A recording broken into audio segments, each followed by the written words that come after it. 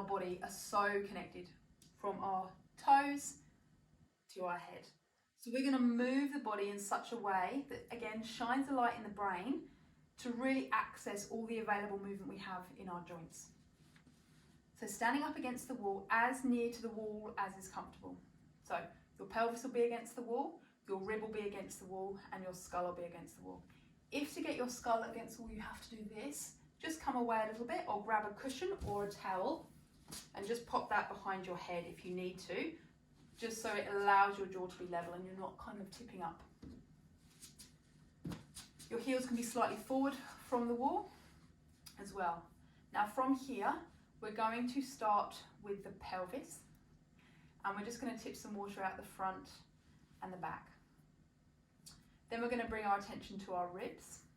Imagine there's a piece of string through here, and we're going to lift the rib and lower the rib. It's like up to attention, slumping down. Then we're going to take our attention to our skull, nose up, nose down, nice point of reference. And now we're going to bring that all together.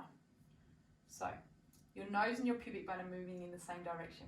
It's a little bit like tapping your head and rubbing your tummy, so go with me. Pubic bone and nose. You're going to take your pubic bone down and your nose down. Make sure everything's still in contact with the wall, and then you're going to lift your chest.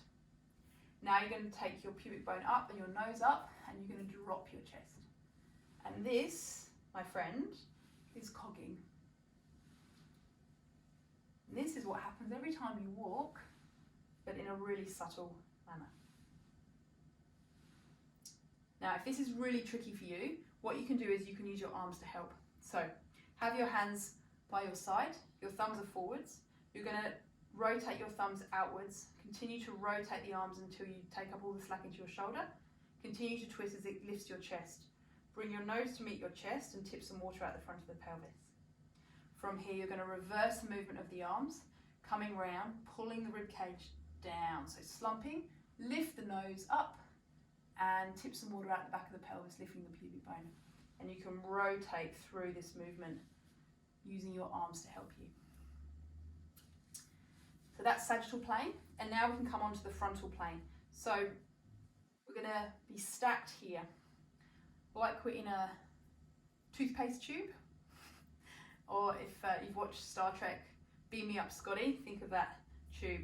You're going to bend one knee, and because we're not going with that knee, we're going to lengthen this side as the pelvis drops on that side. Same side, the arm's going to rise up, so we're really adding into that length.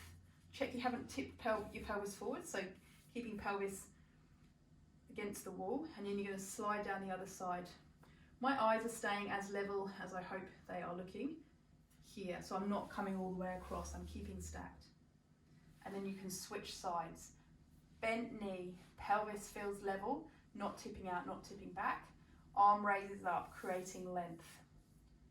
Sliding arm down the straight leg.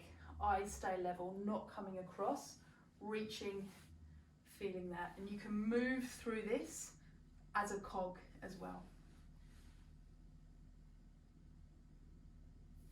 And then coming into the rotation, you'll step forward for this. Hands across the chest, eyes stay forwards, eyes on the horizon.